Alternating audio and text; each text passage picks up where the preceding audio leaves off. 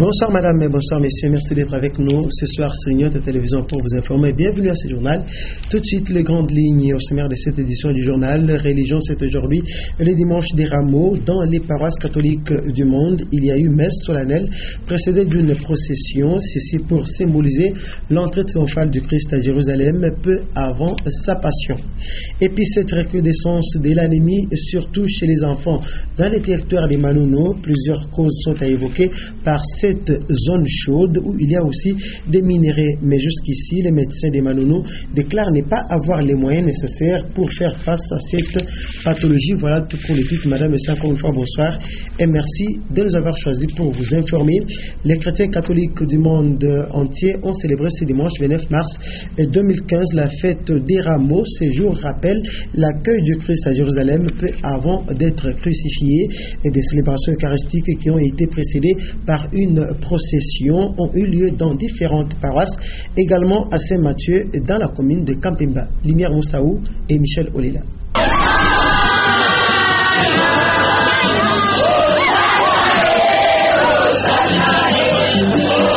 Ces fidèles chrétiens catholiques fêtent l'entrée triomphale de Jésus à Jérusalem. Partant de l'évangile selon saint Marc, les chrétiens de la chapelle Saint-Mathieu du quartier Bongonga ont été exhortés à travers cette lecture de la passion de Jésus. L'officiant du jour, Père Pascal Kouej, a fait voir à l'assistance l'humilité du Christ qui a accepté de se rabaisser et souffrir sur la croix. Après la cérémonie de Rameaux, qui signifie l'accueil de notre roi, et directement on passe à la passion. Pour dire que notre roi à nous, c'est lui qui donne sa vie pour ses brebis. Et c'est cette partie-là de l'annonce de la passion de Christ qui change directement de l'aspect de la joie qu'on avait des Rameaux, une sorte de tristesse, de séparation. Le Christ qui va être crucifié par amour pour son peuple. Cette fête des Rameaux ouvre la porte à la semaine sainte, semaine durant laquelle les fidèles chrétiens catholiques vivent ou mieux intériorisent la passion du Christ avant la résurrection le dimanche de Pâques. Et c'est un court-circuit qui serait la cause principale d'un incendie survenu hier samedi au centre-ville de Lubumbashi. Une bonne partie d'articles d'au moins 4 magasins sont partis en fumée avant l'intervention des camions anti-incendie. Le ministre provincial de l'Intérieur, Juvenal Kitunga Lubuma, est passé par là pour constater les dégâts. Quelques pillards ont même été neutralisés. Suivez.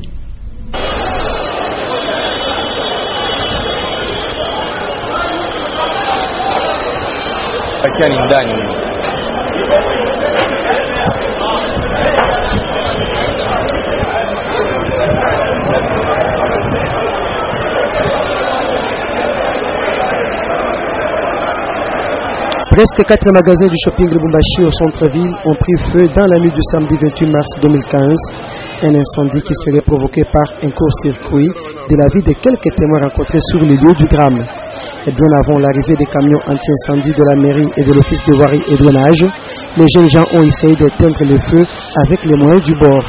Sous le regard de Juvenal Kitunga, ministre provincial de l'Intérieur et Sécurité, qui a bravé la petite pluie qui s'abattait sur la ville.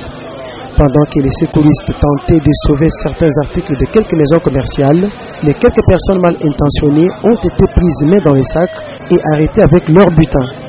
Les flammes ont été maîtrisées par les camions anti-incendie de la mairie et de l'office de voirie et drainage.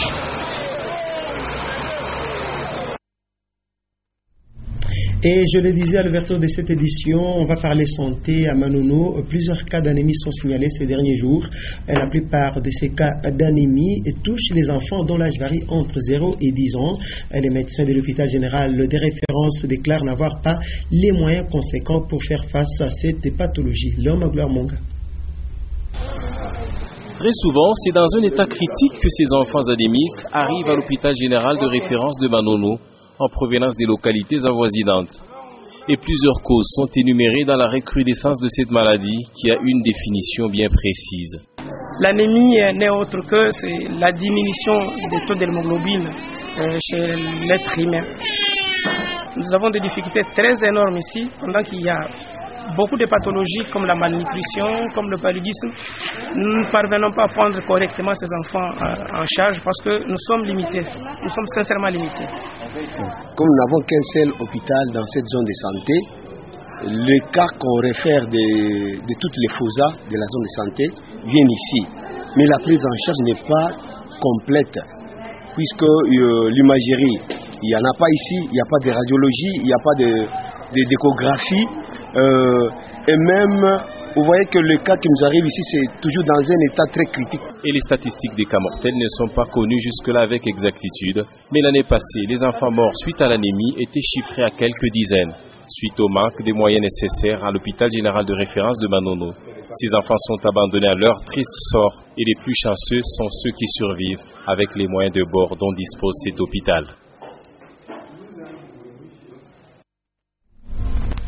Parlons à présent beauté féminine avec ces coups de projecteur sur les ongles artificiels et les cils. Les esthéticiens eux-mêmes reconnaissent que la pose des ongles et des cils à l'aide des superglue peut gravement être nuisible. Certains conseils sont à suivre scrupuleusement de peur que l'on soit victime de sa propre beauté. Sylvie Moussa. Les femmes louchoises sont très coquettes et elles mettent le paquet pour se faire remarquer. Outre les maquillages sur le visage, elles se font plaquer des cils artificiels pour accentuer l'expression du regard. Et pour les mains, nombreuses se font plaquer les ongles artificiels, mais c'est une pratique qui n'est pas acceptée pour certains esthéticiens.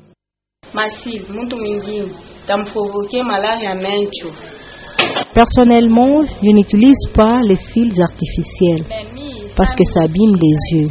De même pour les plaquages des ongles, je ne les fais pas. Mais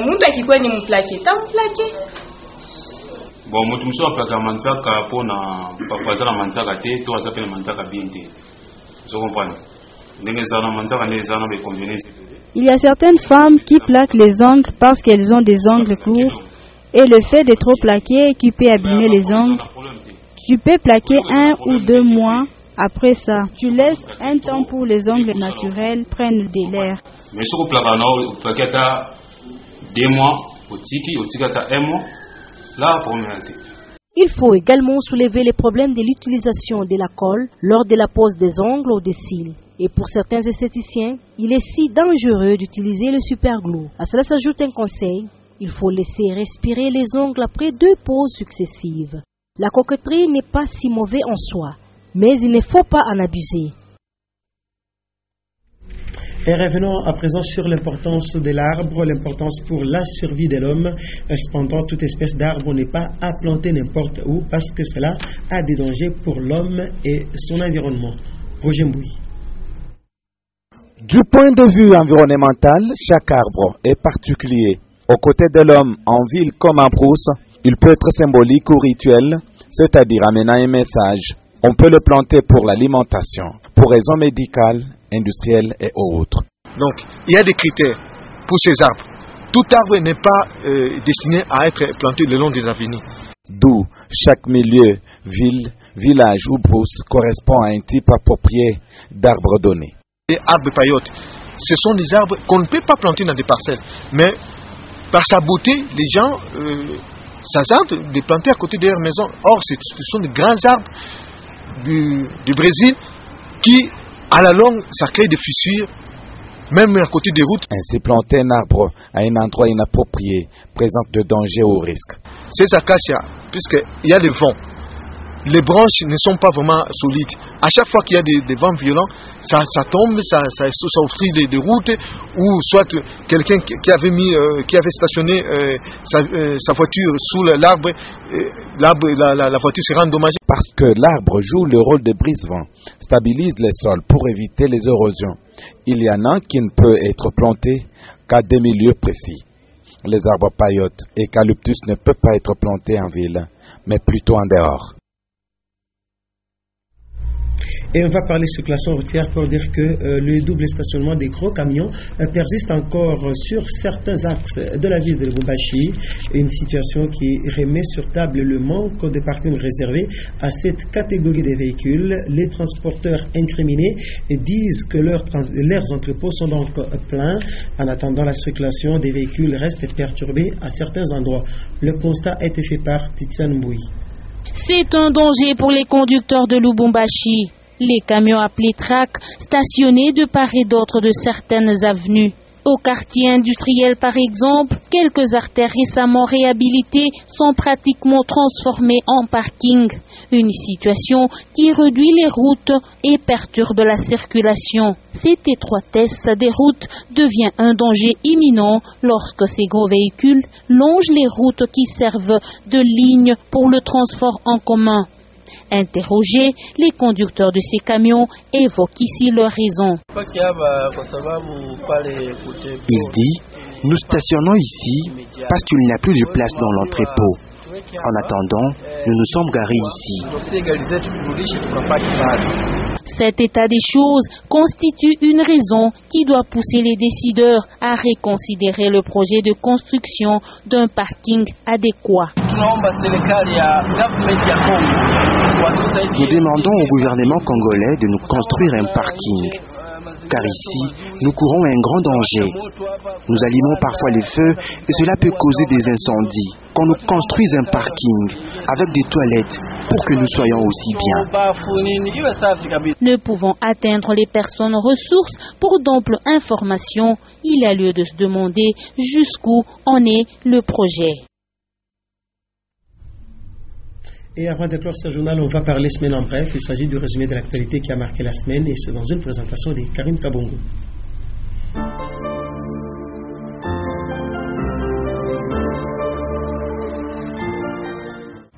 Mesdames, Messieurs, à tous, bienvenue à cette semaine en bref qui va du lundi 23 mars au samedi 28 mars 2015.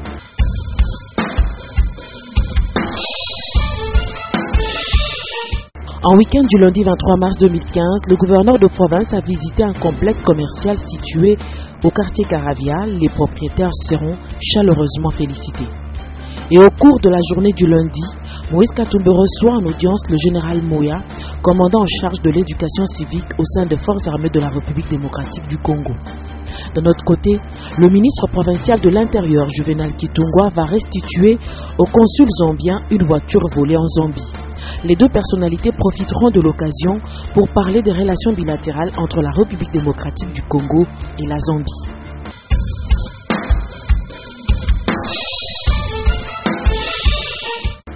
Mardi 24 mars 2015, après des travaux de réhabilitation, le gouverneur de province restitue le bâtiment du palais de justice de Lubumbashi acquis de droit. Plusieurs invités assistent à la cérémonie. Au cours de la même journée, Moïse Katumbi visite le complexe Hyper Psaro, situé au Carrefour. Les investisseurs sont chaleureusement félicités. 24 mars 2015 est également célébrée la journée internationale de lutte contre la tuberculose. Selon le nombre de malades, la République démocratique du Congo est classée 3e en Afrique et 10e sur le plan mondial.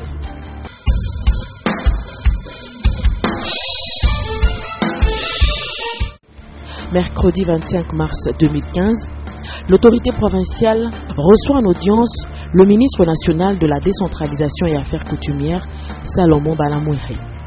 Moïse Katumbi recevra également une délégation de la Banque centrale du Congo venue lui annoncer la reprise de travaux de construction du siège administratif de la BCC à Lubumbashi.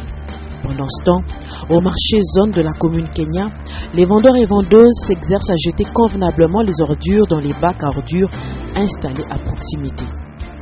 En santé, l'allaitement maternel est célébré et c'est toujours le meilleur aliment pour le nourrisson dès sa naissance. Et le lait maternel est de bonne qualité chez toutes les femmes, mais c'est la quantité qui dépend de l'alimentation d'une ou l'autre maman.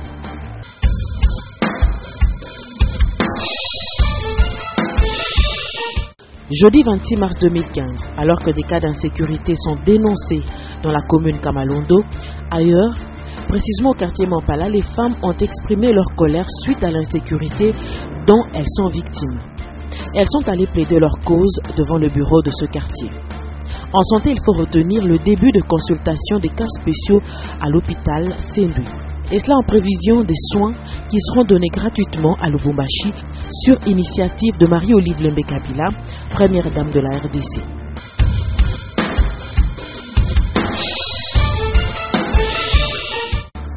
Vendredi 27 mars 2015 est réceptionné du matériel médical pour soins gratuits destinés à Lubumbashi. Pendant ce temps se poursuivent les consultations à l'hôpital Sendui. Le même jour est enregistré un cas de vol dans une école de la Katouba. Le voleur va froidement faire un trou à travers la salle d'informatique pour voler les ordinateurs.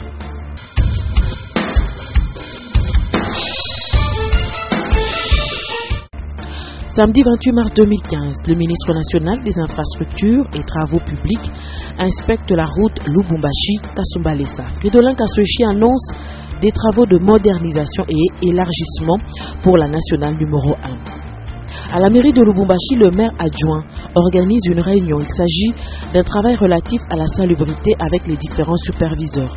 Madame Clotilde Moutita insiste pour que les bacs à ordures soient évacués des sites dès qu'ils sont remplis.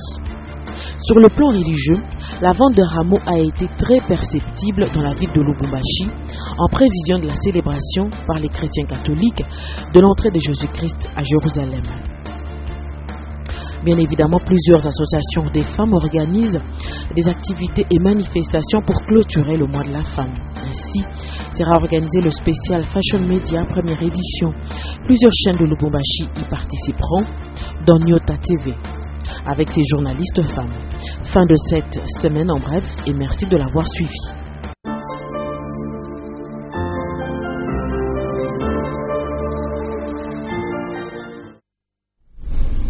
Et voilà, madame, messieurs, c'est par cette semaine en bref que prend fait ce journal. Merci de l'avoir suivi.